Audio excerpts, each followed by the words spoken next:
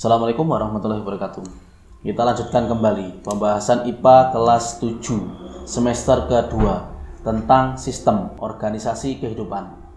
Pada kesempatan kali ini, kita akan membahas organ dan sistem organ. Sebelum kita lanjutkan pembahasan materi kali ini, saya sampaikan terlebih dahulu tujuan pembelajaran untuk kesempatan kali ini. Setelah mempelajari materi ini, peserta didik dapat 1. Menjelaskan pengertian organ. Yang kedua, menjelaskan konsep sistem organ dan organisme. Inilah kompetensi yang harus kalian kuasai setelah mempelajari materi hari ini. Pada pembahasan tentang jaringan sebelumnya, kita telah membahas macam-macam jaringan pada tumbuhan dan hewan. Pada tumbuhan misalnya daun. Untuk mengetahui jaringan penyusun daun, kamu perlu memotong bagian kecil dari daun dan diamati menggunakan mikroskop. Di dalam daun ternyata ada beberapa macam jaringan. Kumpulan dari beberapa macam jaringan yang berbeda akan membentuk satu kesatuan untuk melakukan fungsi tertentu yang disebut dengan organ. Berbeda dengan jaringan yang masih memerlukan mikroskop untuk melihatnya. Untuk melihat organ, kita tidak memerlukan mikroskop lagi. Karena pada umumnya, organ sudah memiliki bentuk, sehingga dengan mudah dapat dibedakan antara organ yang satu dengan yang lainnya. Lalu, bagaimana dengan makhluk hidup mikroskopis? Apakah mereka juga memiliki organ? Pada organisme bersel tunggal, terdapat organel yang merupakan analog dari organ sebagai analog untuk struktur subseluler, seperti ribosom, dinding sel, ataupun flagel, seperti pada materi yang sudah kita pelajari sebelumnya. Sedangkan untuk makhluk hidup non-mikroskopis, seperti manusia, memiliki berbagai macam organ. Di antara berbagai macam organ, untuk dapat bertahan hidup, manusia memerlukan minimal 5 organ, antara lain otak, jantung, hati, minimal 1 paru-paru, dan minimal 1 ginjal. Oleh karena itu, kelima organ ini disebut organ vital. Berikut organ-organ manusia dan tumbuhan dapat kalian lihat seperti pada gambar. Pada kesempatan kali ini, kita hanya membahas beberapa organ pada hewan atau manusia dan tumbuhan. Kita bahas terlebih dahulu organ vital pada manusia atau hewan. Yang pertama adalah otak. Otak berfungsi mengatur dan mengkoordinir sebagian besar gerakan, perilaku, dan fungsi tubuh. Yang kedua adalah jantung, yang berfungsi memompa darah agar beredar ke seluruh tubuh.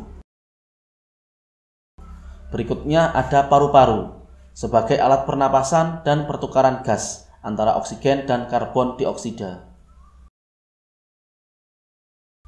Selanjutnya adalah hati sebagai tempat penawar racun dalam tubuh. Selanjutnya ginjal yang berfungsi sebagai tempat menyaring darah dan membuang sisa hasil metabolisme yang bersifat sebagai racun. Berikutnya adalah organ-organ pada tumbuhan. Pada kesempatan kali ini kita membahas organ tumbuhan biji berkeping 2 atau dikotil. Apa saja organ-organ yang dimiliki oleh tumbuhan dikotil? Yang pertama adalah akar. Akar merupakan organ tumbuhan yang berfungsi melekatkan tumbuhan pada tanah, menahan tumbuhan tetap berdiri dengan tegak. Akar juga berfungsi menyerap air dan mineral-mineral yang dibutuhkan tumbuhan dari dalam tanah.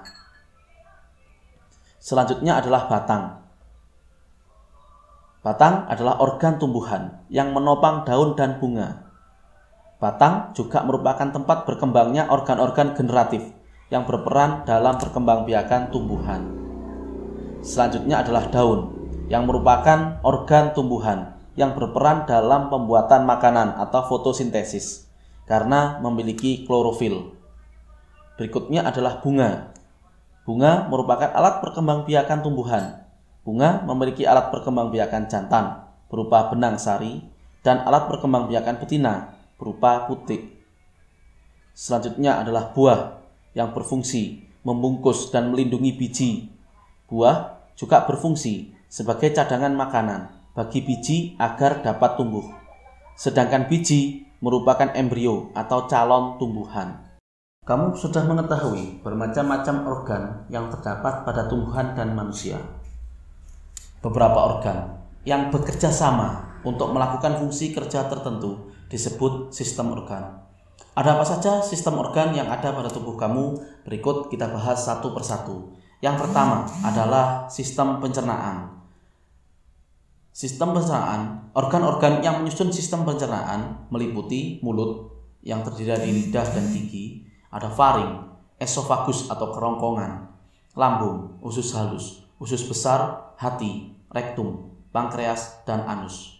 Sistem pencernaan memiliki fungsi mencerna makanan, mengabsorpsi molekul-molekul makanan yang sudah disederhanakan. Selanjutnya adalah sistem pernapasan. Organ yang menyusun sistem pernapasan antara lain hidung, tenggorokan, bronkus, bronkeolus, dan alveolus. Sistem pernapasan memiliki fungsi, yakni pertukaran gas oksigen dan karbon dioksida. Berikutnya adalah sistem gerak atau rangka.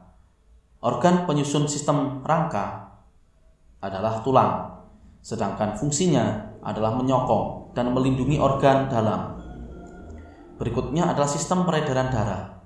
Organ penyusun sistem peredaran darah adalah jantung, arteri, vena, kapiler, dan sel-sel darah.